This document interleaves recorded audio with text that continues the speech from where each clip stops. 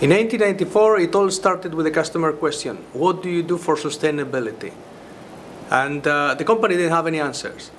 So Ray Anderson, who was the founder and the CEO at that time, was challenged by its own employees to do an internal workshops to come up with the answer of what should be our environmental strategy.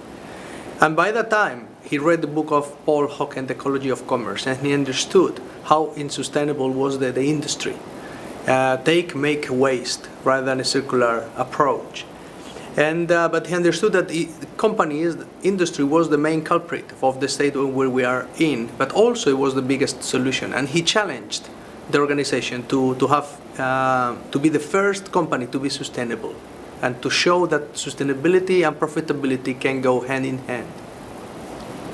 We have managed to keep the flame of sustainability for so long, not because we have planned, but because a number of events in our company. It can be an innovation. So for example, at some point, we started, at the beginning, we started saving a lot of waste, and our raw material costs are the main cost for our business, so it really was a business case. Then we started to discover biomimicry, how we could learn from nature to redesign carpet and floors, and copying the patterns, the random patterns of carpet. That was another wave of sustainability. Also, product innovation. We discovered that product innovation and product design can go hand in hand with sustainability by looking at alternative raw materials, by looking at reducing weights. We also discovered life cycle assessment, and that was another push, another push for sustainability, about understanding the true impact of a company by looking at all the stages of the life cycle of the product, from the raw materials to the impacts at user level. So it's been a series of pushes and innovations that somehow have kept the flame.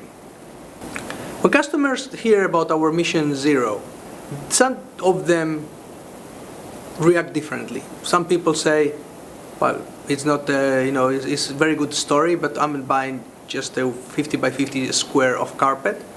And other customers, they are really inspired, and they want to understand more. So they come to our factory, and we host workshops for customers, and we do this engagement.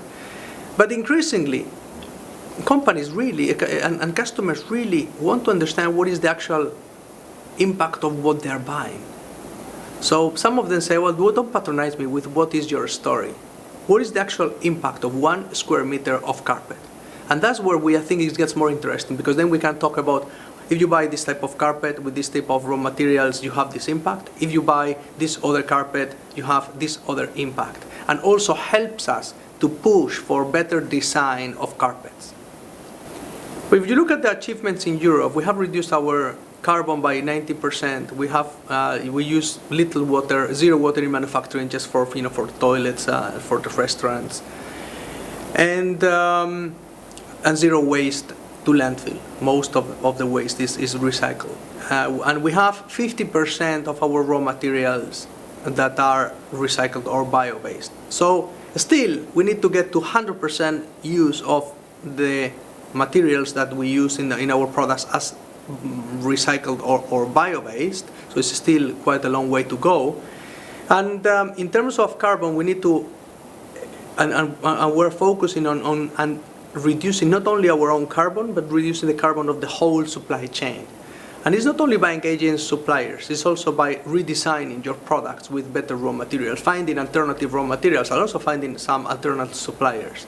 But recently we have had 2 big workshops with the Cambridge Institute for Sustainability Leadership with our 2 biggest yarn suppliers, because yarn accounts for our biggest chunk of the impact. So that's what is next, looking at whole life impacts.